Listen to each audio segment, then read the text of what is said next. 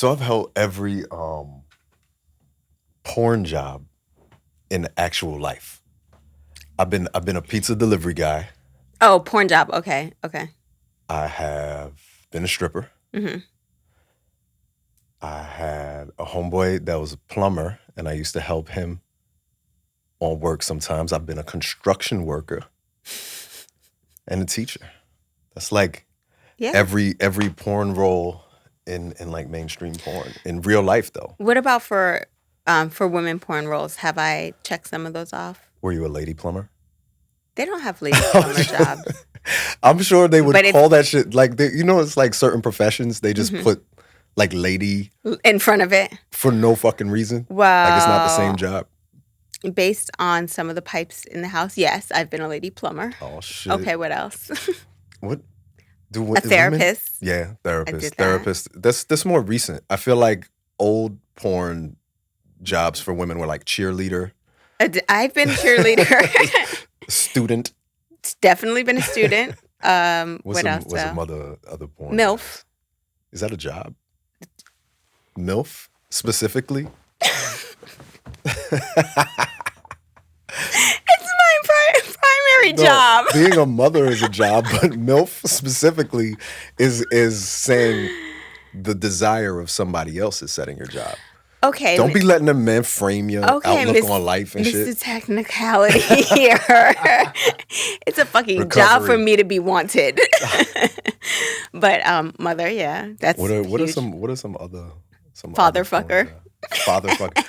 I feel like DILF needs to be more prominent in the world. But see, the thing is that DILF usually comes associated with like dad bod, right? And that has not. I got a father figure. There you go. It hasn't really risen to the same level of attraction, but it's getting there as body positivity movements are taking place. People are definitely starting to find men of all shapes and sizes attractive. And with that movement with the beards, like to me, that set it off like that, we started to look at men outside of sort of the frame of what. Because beard can hide a lot of ugly. Lord knows it do.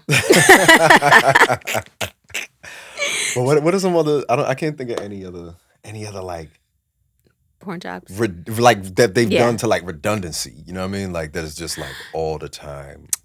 Criminal, professional criminal. That's only for black folk. They always like was it a whole bunch of these companies. Had like sets, like prison sets. I know. And it was like, yo, that's what sick. The fuck? You're a rapper. And that is, that's up I haven't seen many like porn where it's always the rapper to my crapper, or what was it called? The rapper. It's you can look it up. Damn. Yeah. And then hip hop anal. Awful. Hip hop anal. Oh yeah. You can't do that without a rapper. Yeah, that's true. Is it the ass that has the talent or they need to get these keyboards away from white people because they just type anything come out their little fingers when they let them loose. Yeah, that's real. But I mean, other than the jobs, what we are discussing today, segue, is. But really, Hip Hop Anal is the title of a series, a porn series. They made more than one of those. They did. They did a whole Hip Hop series. Anal. The Return. And they have Hip Hop Anal Queen. Hip Hop Anal Queen. Yes. And it's a bunch of white ladies. Yeah. Okay, go ahead. Segue. Well, what I was segueing was that we are going to be talking about the misconceptions of sex workers today. Okay. So, other than those 5 jobs that lead to sex in porn, there's a lot of stereotypes, misconceptions, unsubstantiated truths, claims.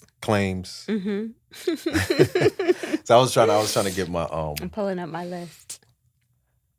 My journalist on real quick. No, but they have these misconceptions about people in the sex industry, which is $1 billion industry, which is a huge, almost recession-proof industry in certain sectors of it. Everybody, meaning you, knows a sex worker.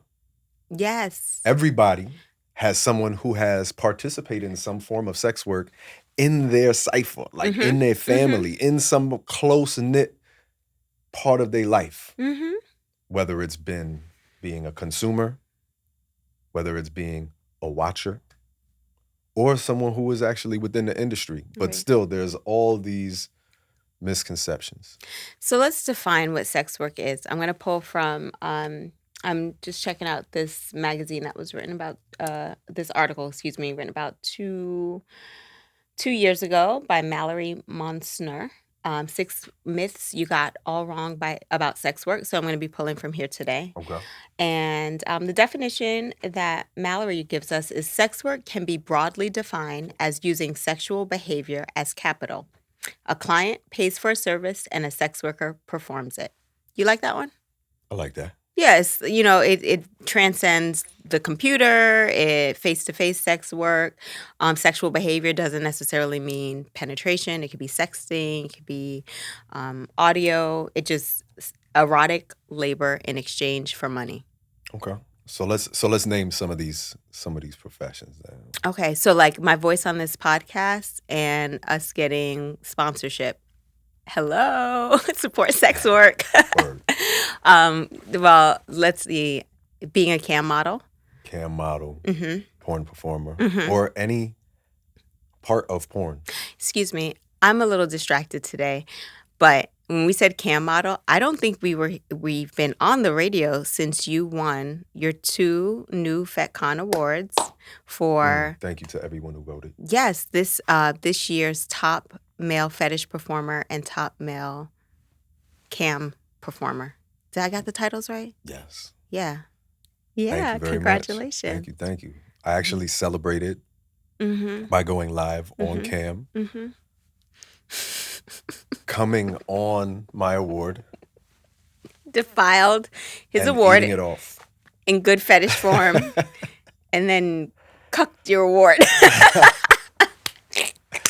I figured that's as a way to celebrate and thank the fans. I thought that was a very nice way. And they appreciated it. Oh, yeah, they tipped and they paid for that erotic labor. Yeah. You're a sex worker. In so many ways. Okay. So, forgive me. Full service in person sex work. Phone boning. Yeah. I don't know why I still do this all these years. Phone service operator. Phone service operator.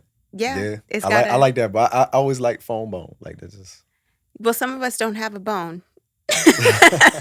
Everybody has bones. No, but I you know what I thought was decent. I done met some spineless motherfuckers. Sorry.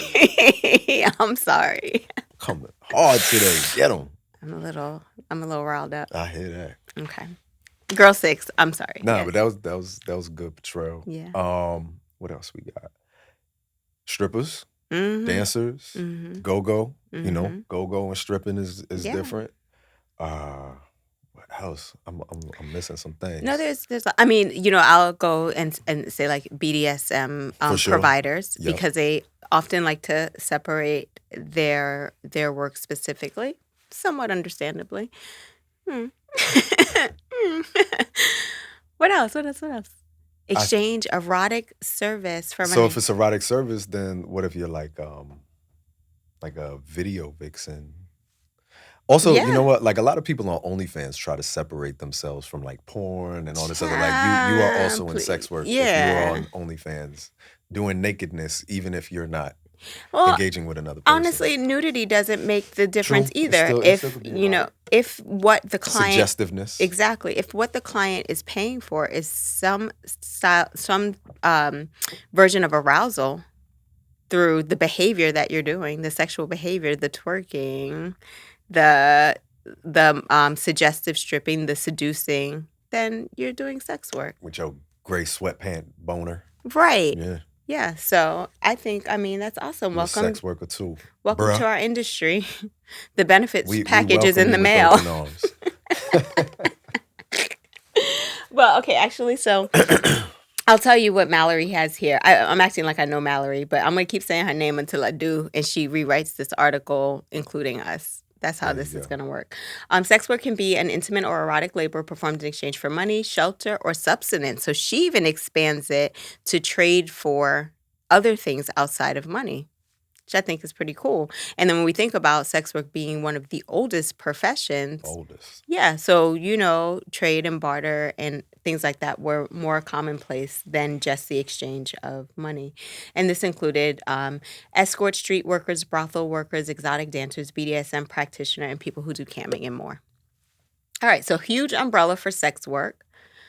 And lots of myths around it. And I think even us having not a challenging time, but realizing how broad the spectrum of sex work is and how people define themselves as sex workers or they don't, or they're not really sure if that's what it is.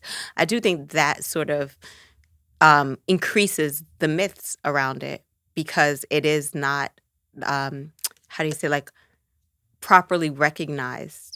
The way that, if someone is an engineer, there's civil engineer, there's, okay, I just only dated a civil engineer, so I don't know. There's the other kind of engineers.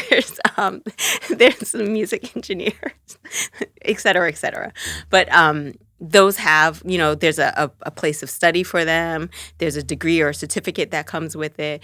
And so because sex work operates, even though it operates in plain sight, but they pretend that it operates in the dark, it becomes a little more difficult to label, categorize, and have discussion and understanding of.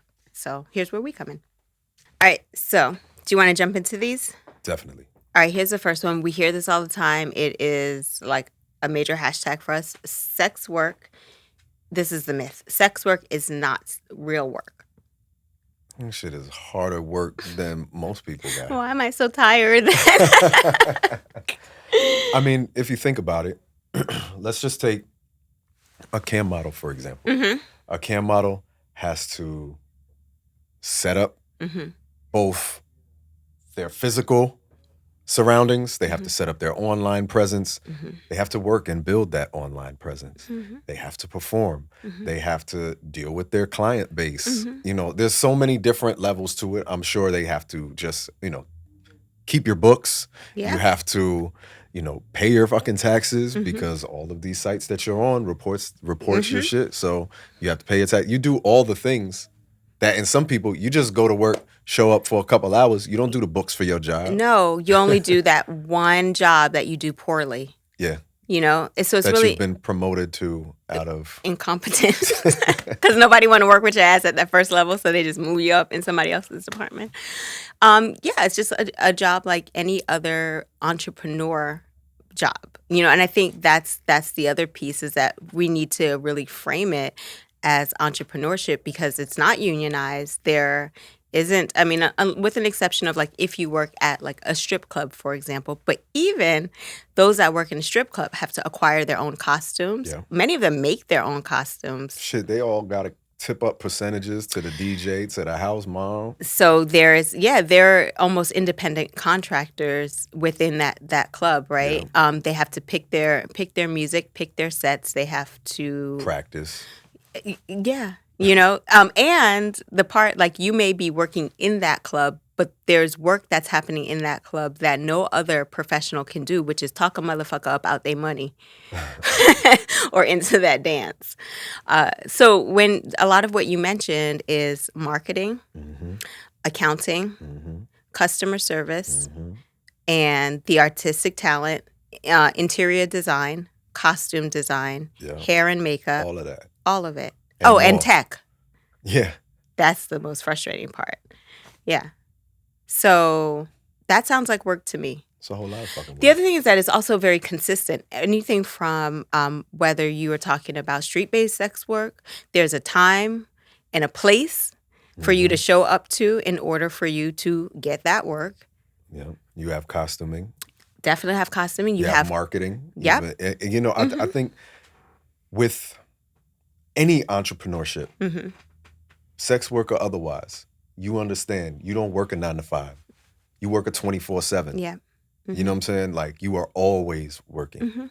And let's say if you're a cam model, you'll know these are my hours that the shit be popping off. And it might not be the hours in which your time zone is. Exactly. You know, or you might have a couple time zones that you have to hit in order to make your money. You know, so there's so much.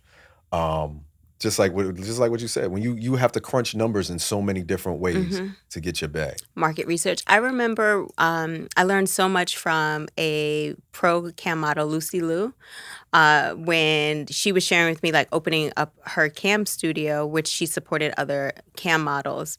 And she was just like, oh, my hours are like 7 a.m. to like 12. Yeah. So she would, without telling too much of her story, get her family up and ready and out, and then she would go to work. And it was so cool because she was like, all of her client base is overseas where it is the end of their workday. So it was perfect. And then by the season, she would change her hours because it would be when their kids were at school versus the summer when their kids are home. She would sort of tweak it to what was happening overseas with her clients, and what was happening in their lives. So, we see that with restaurant owners, right? They change their indoor dining versus outdoor dining based on the seasons and their customers. Yeah. So anyway, sex work is work shit. That was work just explaining that shit to y'all. Moving on. All sex workers are trafficked. Nah. There's that. I think there is this conflated idea of that because people who are like super anti-sex work try to put the two together in order to make their case. Right. You know what I'm saying? Like what you've seen with Sesta Foster and some of these other things. It's kind of like we can shut everything down if we connect these two things together. But there are people in sex work who come from all different walks of life. Like I think just in porn, like the people that I meet. So people have left teaching and Wall Street and all these different industries because sex work was the industry that they felt fit their skills, fit their talents, or the skills and the talents that they learned in marketing, or the skills and the talents that they learned in civil engineering. They felt that they could apply to sex work. And there are many skills that can both be applied to sex work, or when you are in the vanilla world, that sex work teaches you to really be able to apply. But then, I think within the conversation of trafficking, there are so many of us who choose, like, this is what I want to do. Right. Unfortunately, there are people who are trafficked. And that trafficking, though, doesn't always lead to sex work. There are people who are trafficked that work in your local fucking restaurant. Right. You know what I'm saying? Like when I was growing up in Jersey, there was a restaurant around the block from where I grew up that got shut down because they were trafficking people to work in that restaurant. Work in the restaurant. So here's the thing is that it's not sex work if someone is being trafficked. That's slavery. That is something else. That person is not being compensated, and that they also are not consenting. If they're not consenting or they're being compensated directly for their work, the market value of that work, it does not fall under our industry at all. The same way. Like you noticed that we didn't say pimp as a sex worker. Correct. Yes. That is not... It's not an agent, right? It's not a sex work. It's not consensual. It is not market value. Maybe an agent, right? So someone who is taking a proper percentage for actually brokering deals that both people are consenting to use. Yeah. Right. So when people talk about sex trafficking, I think it's important we should talk about sex trafficking. We should talk about human trafficking. We should talk about that trade independent of sex work.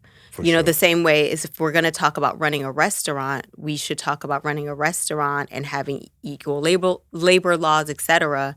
And then we should talk about people that are trafficking through restaurants and other, massage parlors and etc. So yes, the conflating of the two is really harmful. Speaking of massage parlors, no, Deshaun Watson, masseuses are not sex workers. I'll even go a step further. Massage therapists are not masseuses. And all of those people are not sex workers unless they are consensually offering sexual behaviors for the exchange of money or other things, as we defined earlier. The other part about to me that makes it incredibly harmful is it takes the autonomy away from sex workers if you are having this like Captain Save 'em for people who want to do the work. Yeah. And that really does, like, it's so aggravating when you are providing your service and someone is like trying to save you from providing your it's just like you're wasting my time. For sure. And if you're not going to pay for this because you think that I'm participating in some type of like crime ring or I'm being abused, like that is a waste of our time. For those of us who just live regular lives. If someone thinks that we're being trafficked, then they start to make all of these implications on the rest of our lives and our decisions. They think that we can't make decisions on our own.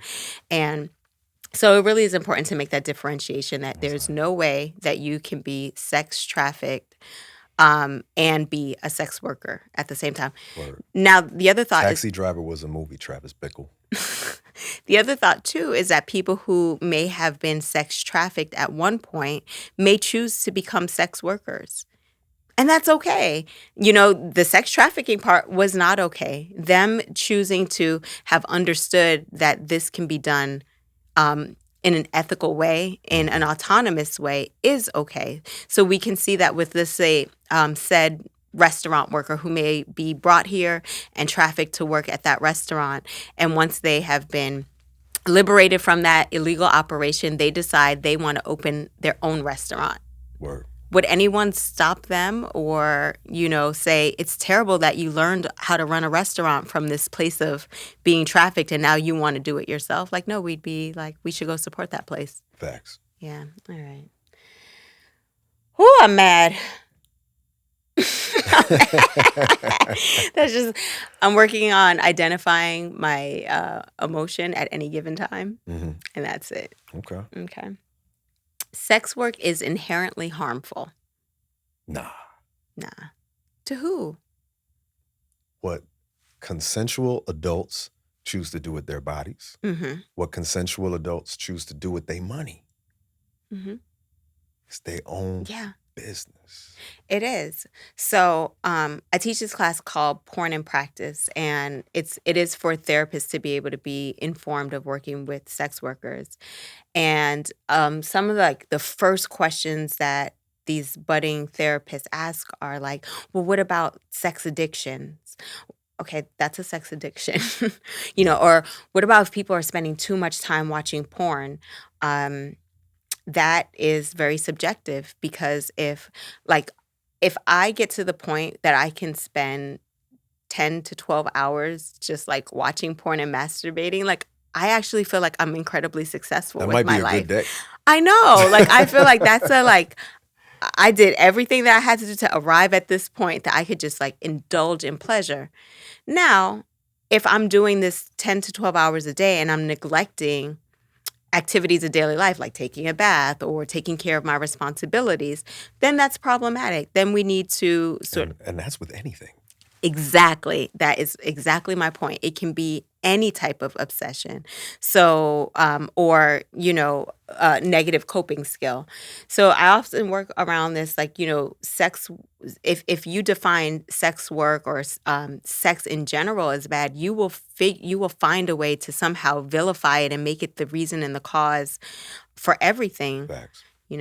So I totally agree with this. I think I just want to kind of zone in where this talks about specifically this. And again, she's bringing up myths that people perceive that it is degrading. The work that we do is degrading. So at some point, it wears at our dignity. And I personally am revered in my work. I don't take work where I am not placed on some pedestal, told probably things that are just way too complimentary. I don't take work unless it is uplifting and it feels good. And those of my colleagues that take work that is anywhere in the realm of degradation or humiliation or belittling, they love that shit. Yeah. So that's wrong. What do you think about that? I can't say it any better than nah.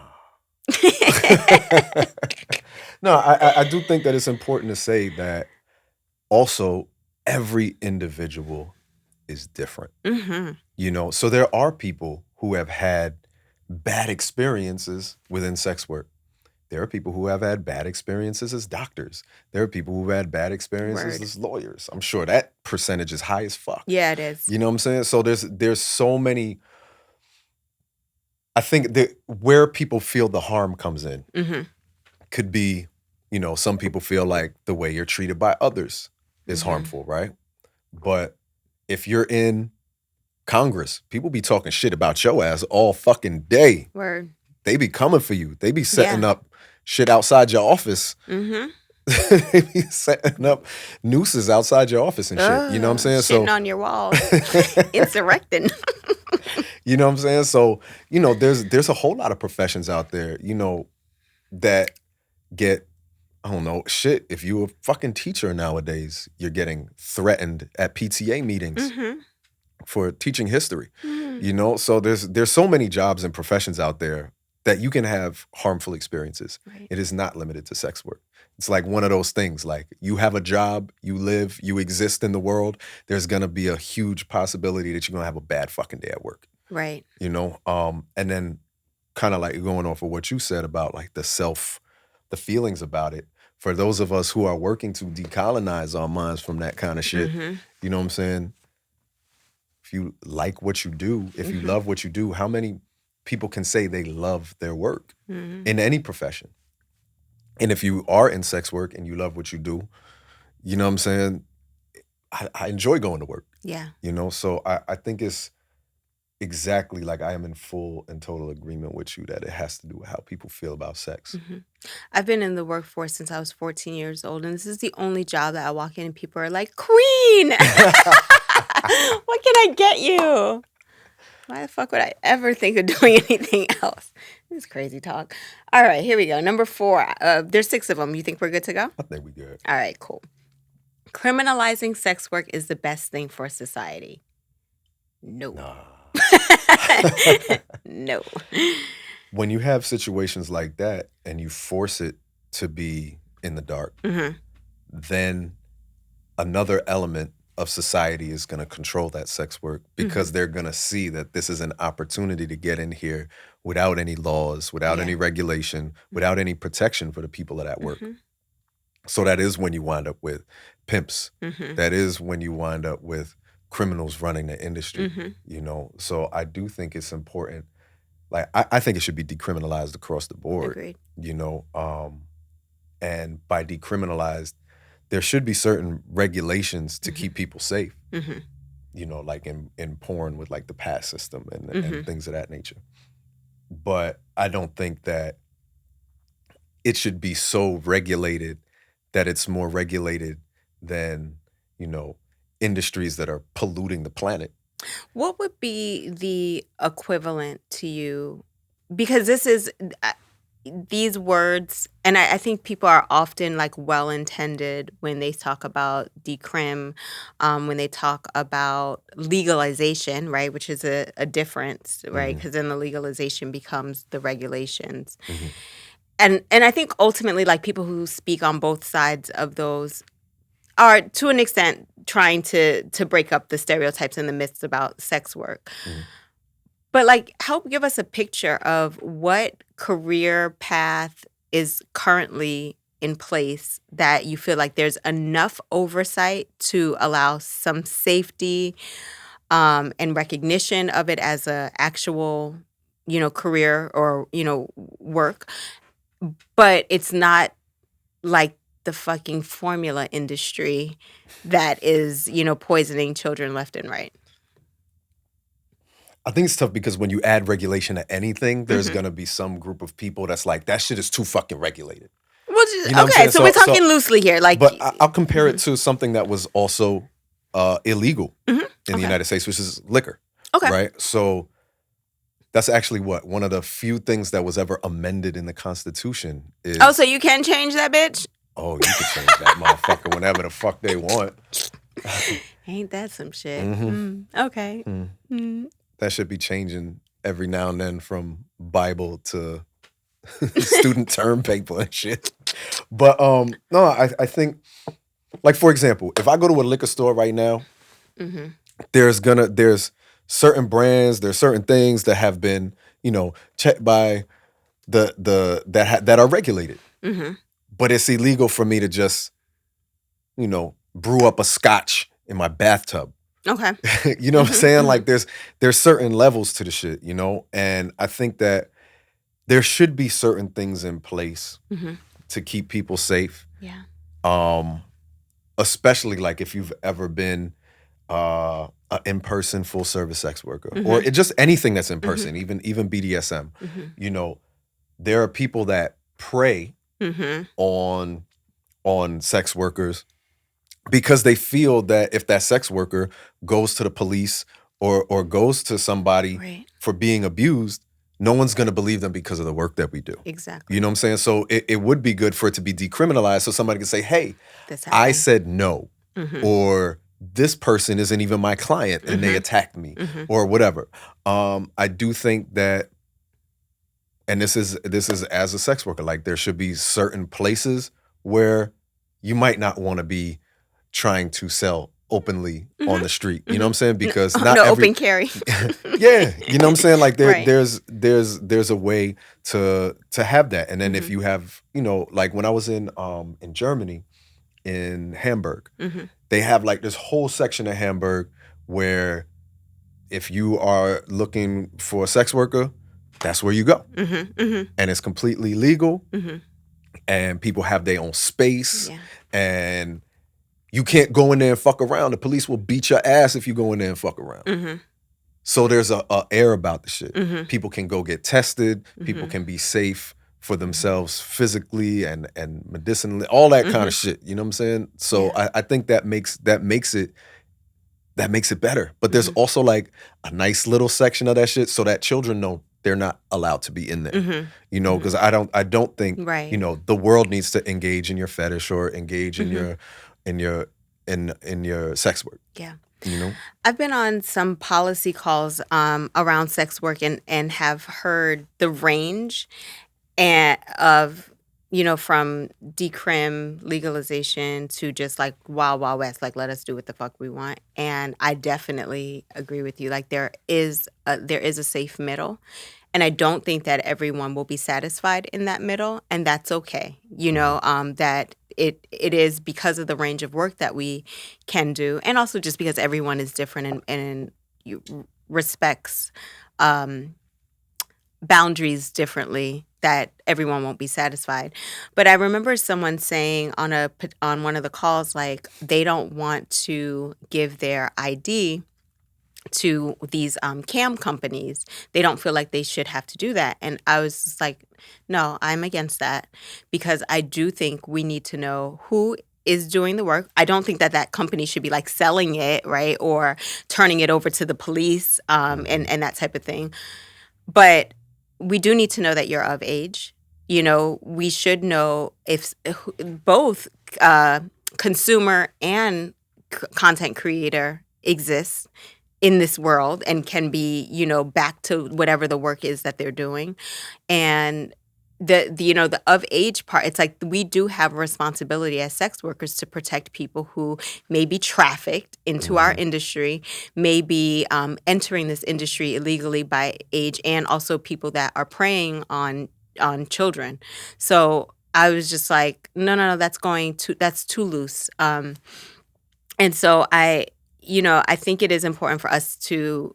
For most jobs, you have to present your ID. Yeah. And your social security card if you want to get paid, and et cetera. So I think we can't have it both ways, where we want to be respected as workers in this society, but not join some of the culture associated with working in this society. So I know we actually should have a whole talk about decriminalization, legalization of sex work with some of our friends that are working in policy. Somebody up here doing some lawyering. Yeah. Let's get the lawyers in here. Okay, so number 5 is legalizing sex work is the best thing for society. And I think we really, really dug into that on the last one. But it is a myth. And we also know that the legalization of things that have been outlawed before can sometimes further marginalize the people, all the people that are in jail right now for marijuana charges, while everybody else is... They said Biden is looking it over. Biden, if you don't fix this shit, you ain't black. Fix this shit, Biden. Well, you know, Kamala is looking over his shoulder like, you better not free them people I put in that thing. But at the same time, I'm sure she's enjoying the money that it has brought to her home state. Word. Legalizing it. But anyways, that's another conversation. Yep, we'd be back on that one.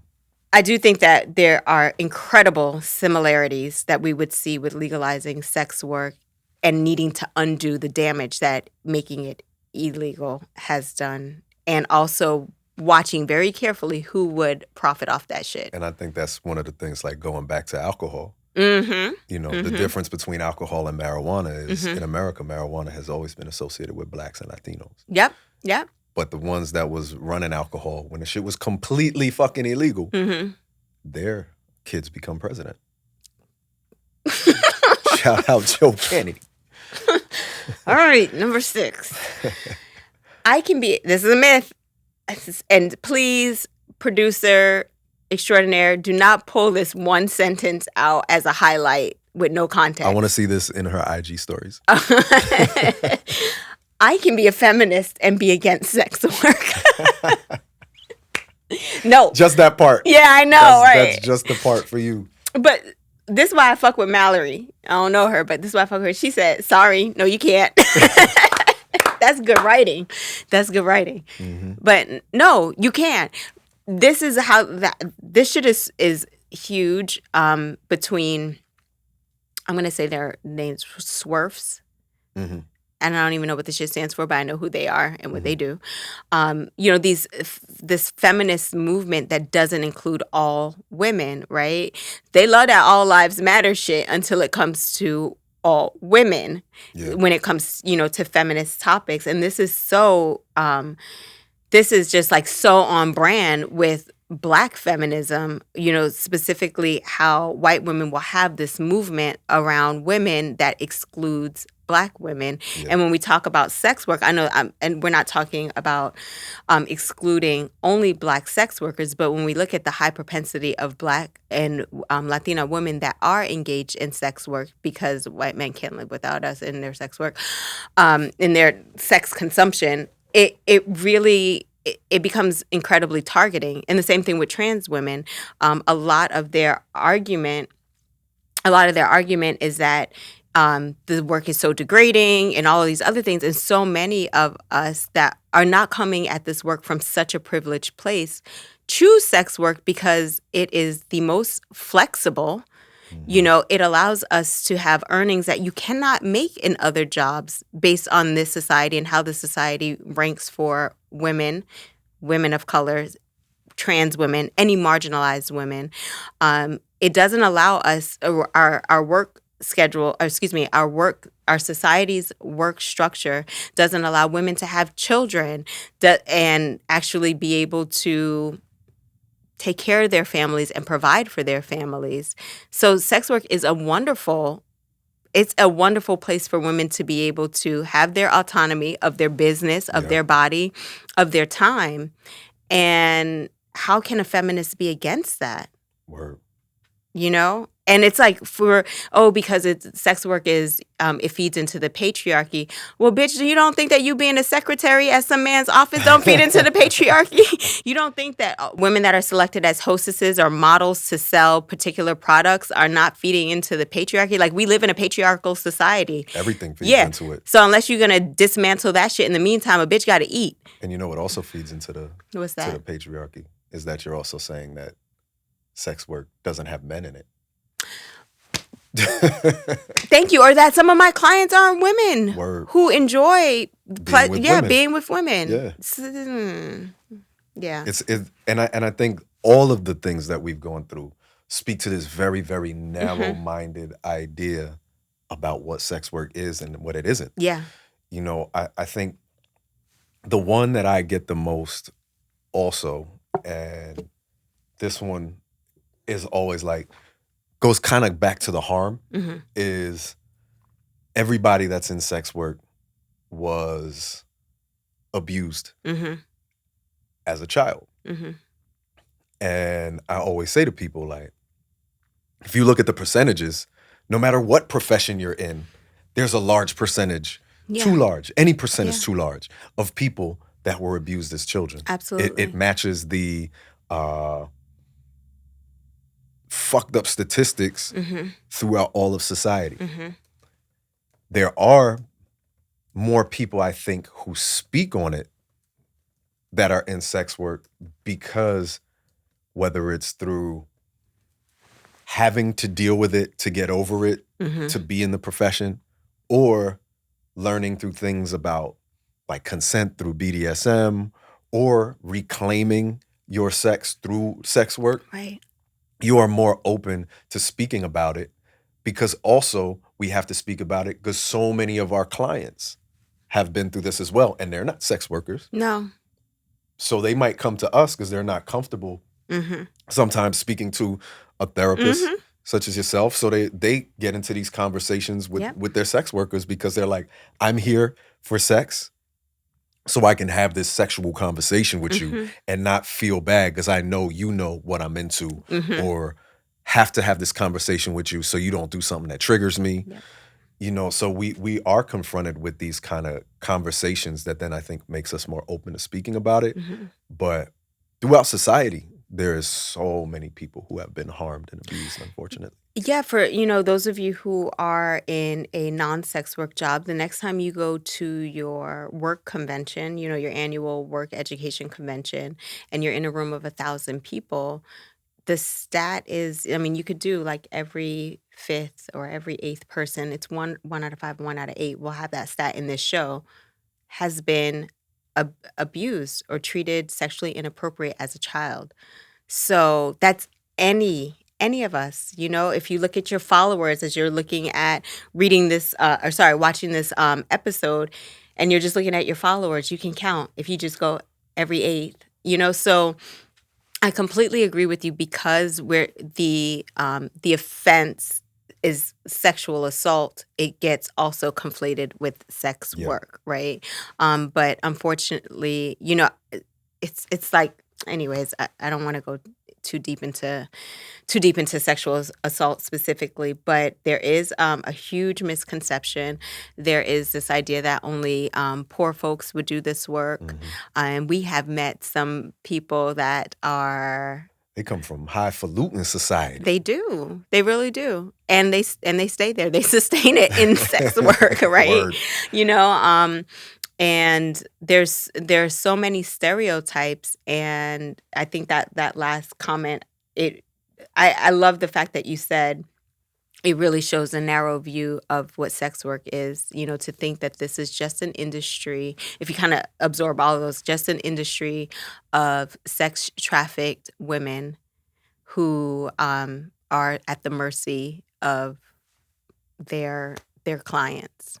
The one other one I'm their thinking clients. of is because I'm in sex work or because I'm in porn, that I want to fuck you specifically. Ooh, sorry. And there's always like those people that are just like, yeah, that's what you do. I'm in your inbox right now. Fuck me.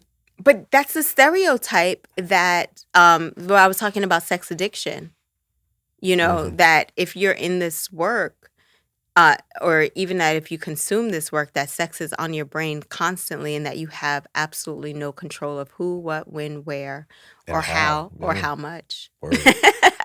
Word. So that's wrong. Or that you could just speak to us any kind of way and think that shit is all right. Try that shit at the bank.